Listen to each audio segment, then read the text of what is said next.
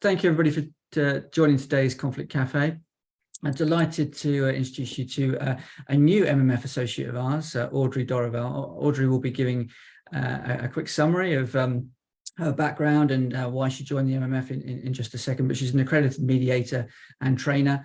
And yeah, it's got a really great presentation to run through today on the art of handling difficult conversations with families. And we've had an incredible sign up for this one. We've had over 220 people registered for this Conflict Cafe. So it's obviously a popular topic amongst everybody. We'll have a presentation about 30 minutes with Audrey, where she'll run through, we'll go through the sort of summary of today, what we're going to go through in terms of the menu and the agenda. We'll then have Sarah Barkley. We'll have a quick interval for 5 minutes. You may have heard through NHS England, but also the communication that we've been sending out, that we have launched a new online e-learning course in conflict management with NHS England. So Sarah's going to give you a quick sneak preview of that. And then we'll come into a kind of Q&A, which is very typical of the conflict cafes, where you'll be able to submit your questions. Please use the chat function in Zoom that you'll all be familiar with. If you do want to on-mic yourselves at the end during the Q&A to ask Audrey or Sarah a question, then please do. As per normal, these, as you'll have heard from the start of the cafe, we will record these sessions, so they go up on the Medical Mediation Foundation's website, normally Monday, Tuesday next week. So we'll send you a link around to those that you can share with your colleagues, for those that couldn't make it today. And I think that is it from me. So I'm going to pass you over to Audrey. Audrey, perhaps Sarah, maybe just one slide, if you don't mind, if you just go to the first slide. Great. So today, before Audrey introduces herself, we're talking a lot about, obviously, having those difficult conversations with families and parents. I think Audrey's going to start talking about how conflict makes us feel, and then move on to how to prepare and the importance of preparing for, one of those difficult conversations, how first impressions count, the importance of listening, a common theme through the conflict cafes that we run, then also touching on how to close those sessions before we move on to kind of Sarah's interval and introduction to the new MMF and NHS England online course. So Audrey, I'll let you introduce yourself. Over to you. Thank you, Simon. Thank you for that lovely warm welcome. Delighted to be here with you today and to share this time with you all. Hopefully you will be able to grab a cup of tea or coffee and a sandwich. So let's begin. A little bit about me, because as Simon said, I am new to the Medical Mediation Foundation. So I'm an accredited mediator with over 20 years experience as one of the leading pioneers in the field of education, health and social care mediation.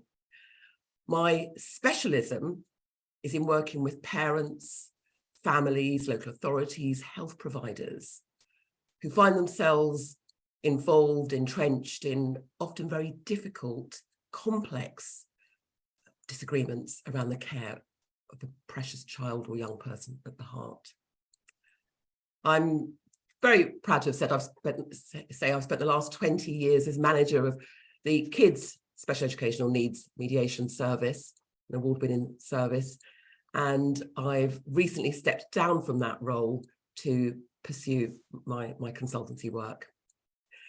So if someone said to me, well, what do you bring? What do you bring to MMF? What do you bring that's different? I would say it's my diverse background, both professionally and personally. Professionally, by background, I'm a former solicitor. I worked for some 10 years as a litigator. And I've also spent many years training literally hundreds of frontline professionals on how to work with parents as partners. And I've got my special educational needs and disability background as well. In terms of personally, I'm the daughter of Caribbean parents who came over to this country back in the 50s to help rebuild the UK after the war. And my mother was an NHS nurse, in fact. And I think growing up in a family with such a wonderful blend of Caribbean and British culture has really helped me in my work help me to see life through a different lens, or a range of lenses, I should say, and a range of perspectives. So that's a little bit about me. Let's get started with what we're going to talk about today, which is how to have those difficult conversations with families. So this next slide, it says conflict brings out the vulnerability in us all. I was reflecting on this title actually, and you could easily say conflict can bring out the vulnerability in us all. When I speak to health professionals about how they feel when they're involved in a conflict, I can see the stress and anxiety on their faces. So what I want to do now, just to engage you and bring you in on this a bit, can we just put the next slide up, please, Sarah? Can you tap into the chat, just one word about how conflict makes you feel?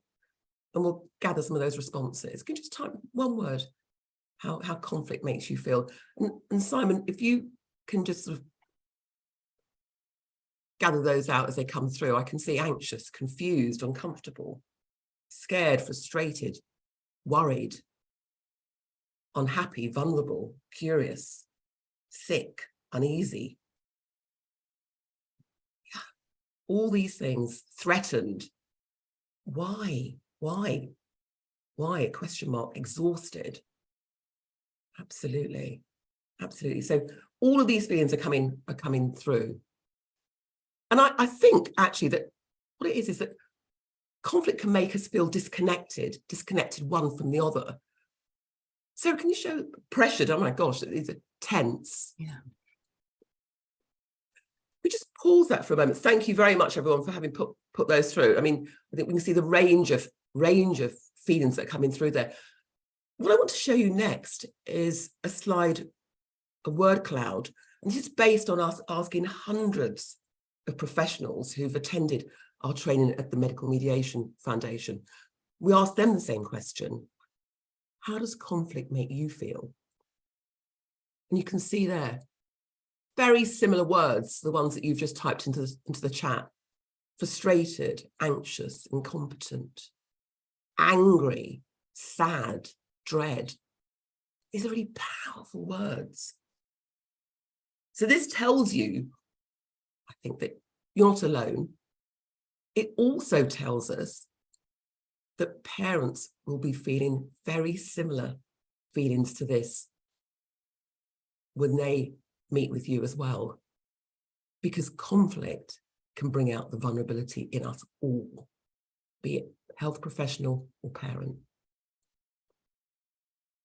And I said earlier, I would just go back to what I said earlier, which is conflict can make us feel disconnected one from the other, because we have a sort of visceral need to have a relationship with each other. So can you have the next slide? So that's why I've put on this slide that word in really big letters up there, relationships,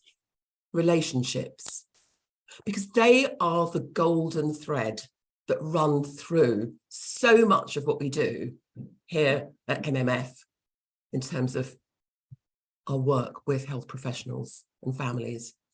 Relationships are the golden thread, and it's hard not to trust someone you have a good relationship with. So if you don't take away anything else from today, take away that word, relationship. Next slide, please. So you're a busy health professional, and it's fallen to you to have this difficult conversation with a family. How do you start? What do you do? Well, I always say start with the end in mind and ask yourself some key questions to really help you with your preparation. If you fail to plan, you plan to fail. So, why is the meeting being called? What outcomes do you want? Just as importantly, what outcomes do you think the family want? What about the views of the child? the young person. Who else should be involved? In my experience, it doesn't help to have huge numbers of professionals around a table or in a meeting, because that can feel very overwhelming and very daunting for a parent. But there will be some key people, possibly, who you think should be involved. Perhaps they're to support the parent. Next slide, please, Sarah. Then, and again, I can probably hear you saying we're way too busy for agendas, but actually it helps to create a short agenda. Keep it simple, keep it flexible. But this will just help to keep the discussions on track. Think of how many times you've been to a meeting where no one's thought about an agenda, and so things have got very derailed, not only for you as a health professional, but also for the parent. Ask the parent what they want to include on the agenda, if that's possible. Ask them what they want to include, because that demonstrates a really collaborative approach, and that's what helps to build relationship. Always thinking of parents as partners. If you hold that in your mind, you won't go far wrong.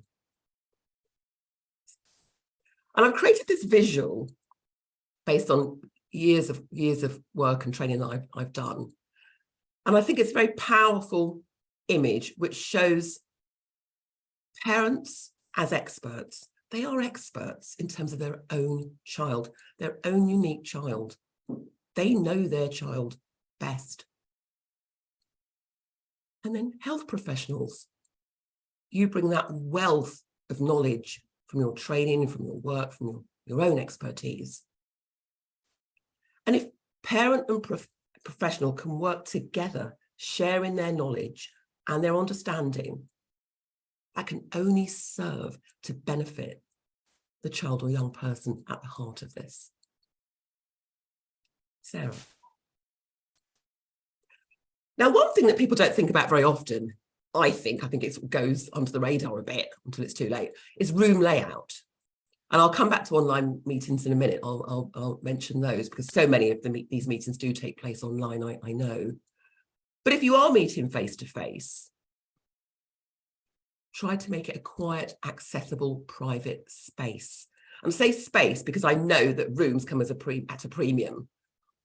And then little touches, little low-cost, no-cost touches, like, a jug of water with some clean glasses, or a box of tissues on the table. They can speak volumes in terms of parents being put at their ease and feeling respected and comfortable in that space. Also, think about the power dynamics of the seating.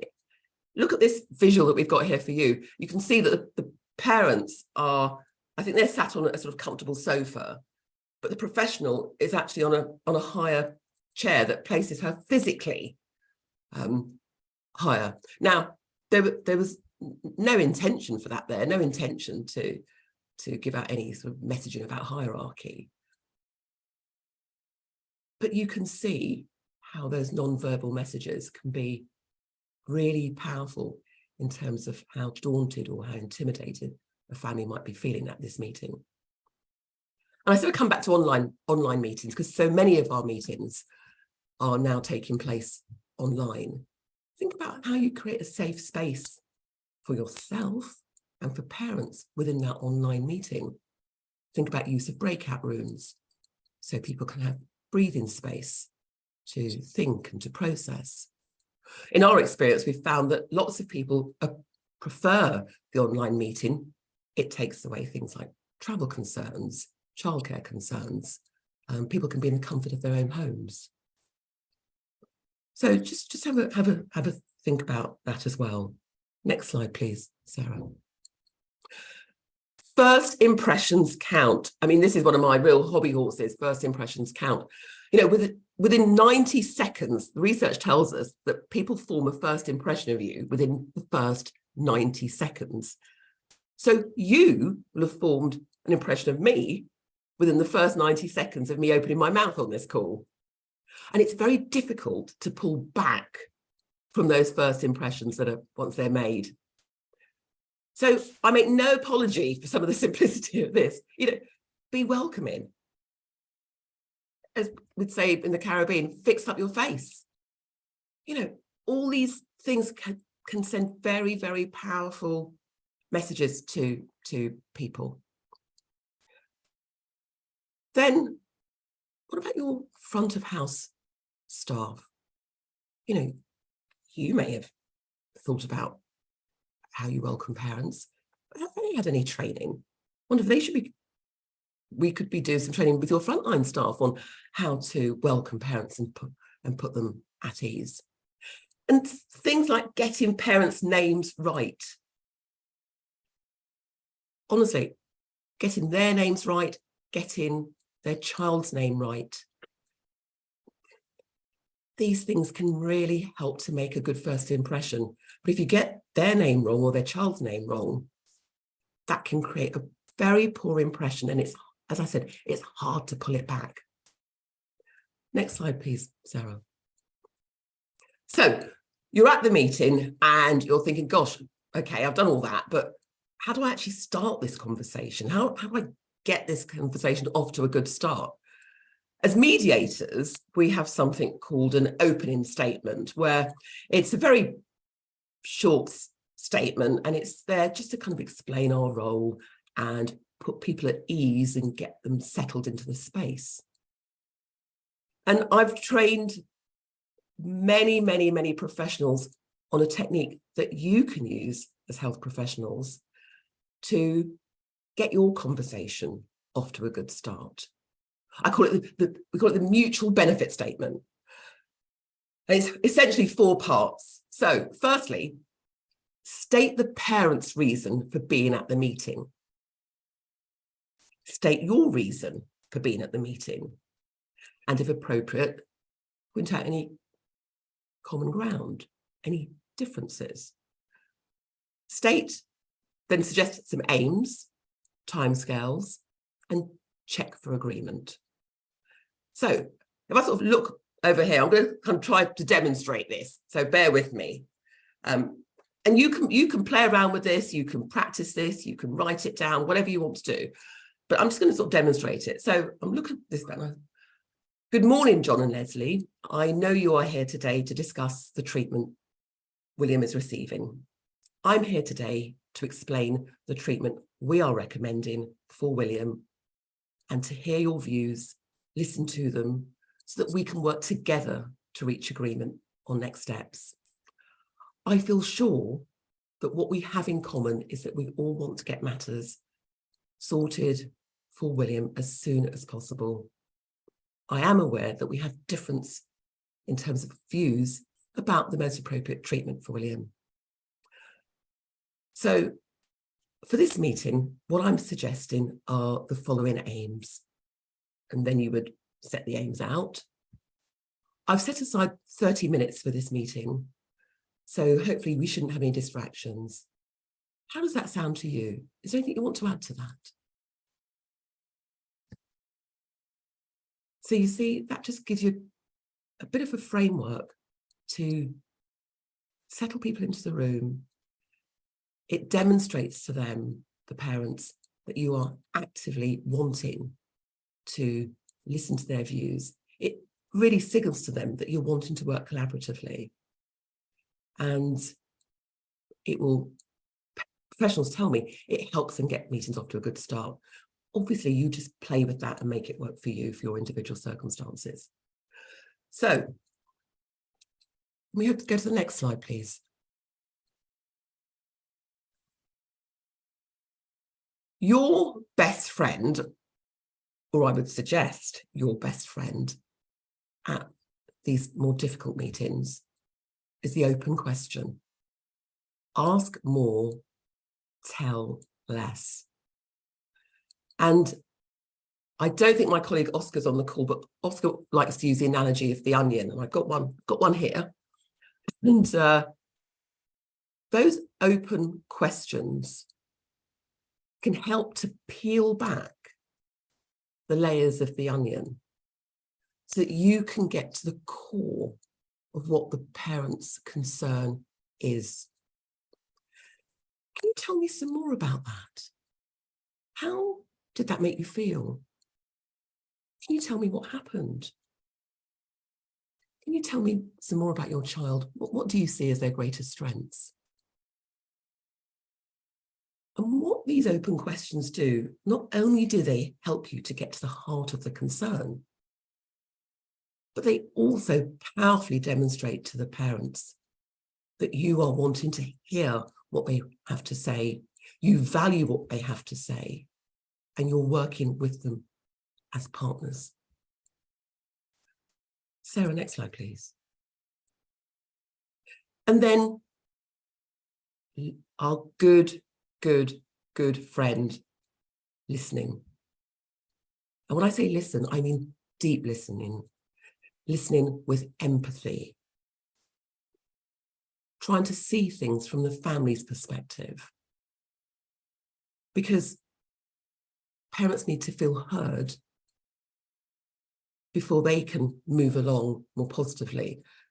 And if people don't feel heard, they can't move along more positively, and they won't until they feel they've been understood and listened to.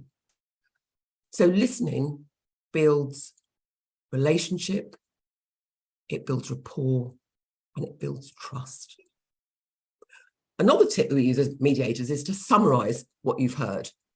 So if the parent has said, I feel furious about this, use their language, reflect that back to them. I hear you say that you feel furious about this. Can you help me to understand some more about that? Very, very powerful to use the parent's own language and reflect it back at them. Sometimes when you reflect it back at them, they think, well, actually, that's not what I meant. And it shows that you're listening. Sarah, next slide, please. Tone. We talk a lot about body language, don't we? An awful lot about body language. I think less is said about tone, and it's possibly one of the most powerful tools that I have in my mediator toolbox, because your tone can convey so many different things. It can convey empathy, it can build rapport, and it can ease hostility. It can be quite disarming. You can use your tone to calm a situation down and to bring people down to where it's easier for you to hear them and for them to express themselves. Tone is particularly important when conveying difficult news, having, as my friend Margaret reminded me of yesterday, those tender conversations. So just to sort of demonstrate this, I'm just going to use different tones. Your child is very ill. Her prognosis does not look positive. Compared with, your child is very ill. Her prognosis does not look positive. Now, it's a very subtle change of tone, pitch, etc., but it can convey a very different message in terms of how you're building relationship with that parent. And we all are so aware, as health professionals, you're so aware, and parents always say this, that they can remember the time when they received news of their child's diagnosis or prognosis, the bereavement, the grief, the sadness, the frustration, the guilt, all those feelings. And so tone is so important at those times. And that's not to say that we're saying, sort of sugarcoat things and pussyfoot around, because most parents value professionals who provide candid, uncomplicated information, but using a compassionate, sensitive tone. Sarah, next slide, please. So you're in a meeting and, parents can challenge you. They can raise objections. They can push back at you. And our instinct can often be to be defensive, to want to assert that we are right, they are wrong. My tip is be curious, don't be defensive. So if a parent challenges you, perhaps let that land for a bit, and then metaphorically sort of lean in. and say something like, can you say some more about that? Can you help me to understand a bit more about why you say that? That shows you're listening, and that shows you're acknowledging. It can disarm hostility, get to the heart of the concern. Never assume that you know why a parent is presenting in the way they are. We can often be quick to label parents as difficult, rather than try to understand why their behaviour might be difficult. So never assume.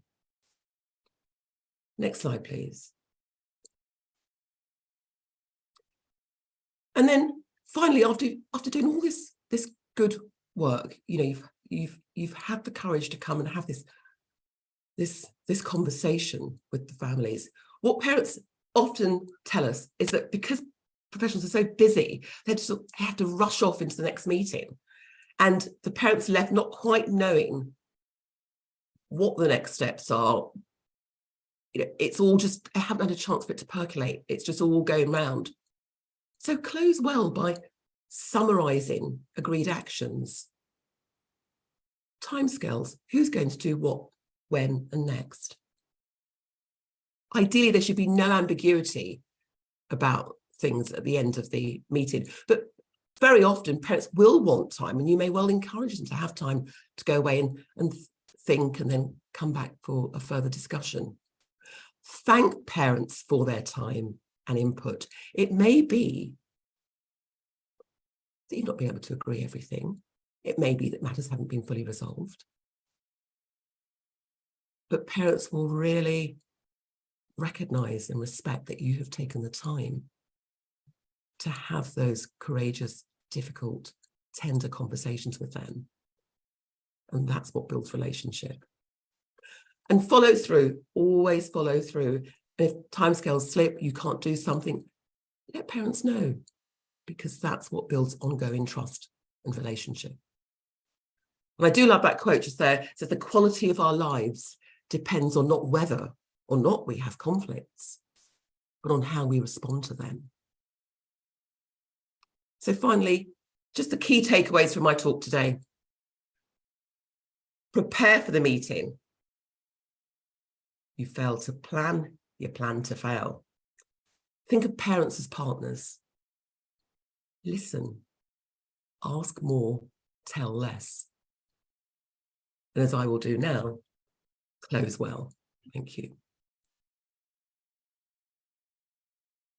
Thank you very much, Audrey. It was a really compelling presentation. I can see from the chat that we've had a lot of questions coming in, and I'm sure the Q&A is going to be busy. So do please post your questions to Audrey in the chat function. Now, before we move on to the Q&A, and a big thank you again to Audrey for the presentation, Sarah Barkley, MMF founder and director, is going to give you a quick overview of the new NHS and MMF online conflict management training that's launched this month. So Sarah, over to you. Do you want to give a quick outline? Yes, thank you very much, Simon, and thank you, Audrey. I was really reflecting as I was listening to you, you know, that sense that disagreements are kind of inevitable, but they don't need to become conflicts. And all we do to create that safe space for dialogue matters so much, doesn't it? So we were really delighted to be invited by NHS England to create a foundation course for recognising and managing conflict, which was launched about 3 weeks ago and is now freely available to anybody working across the NHS. It's part of a platform that has been created by NHS England to offer a wide range of resources for parents and professionals to support them when conflict arises. And the course is the sort of core component of that. And I'll play you in a moment the little promo that we've created to give you an idea of what's in the course, but essentially it's in 3 modules and you can do it at your own pace. Each module takes about an hour, and it covers really and distills all of the work that we've done over the last 12 years, working with parents, working with professionals and families in trying to understand the origins of conflict and understand what are the triggers and the things that make it escalate, and then also focusing on the key skills, some of which Audrey's been talking about just now, in building trust and connection between parents and professionals, and de-escalating conflict when it arises. So the QR code that you can see on the screen will take you straight into that platform, and I'm going to play you the little video that we've created for ourselves and for NHS England, just to give you a flavour.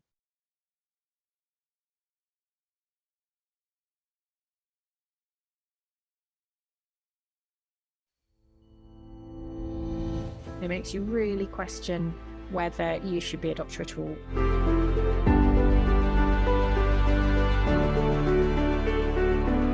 Ultimately, they're at the centre of everything that we do.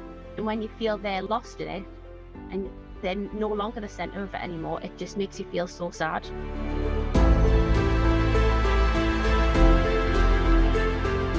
It's hard to sit back as a parent because you feel that you're the expert in their care. That's the main reason. This is what I do every day. How can I not become an expert?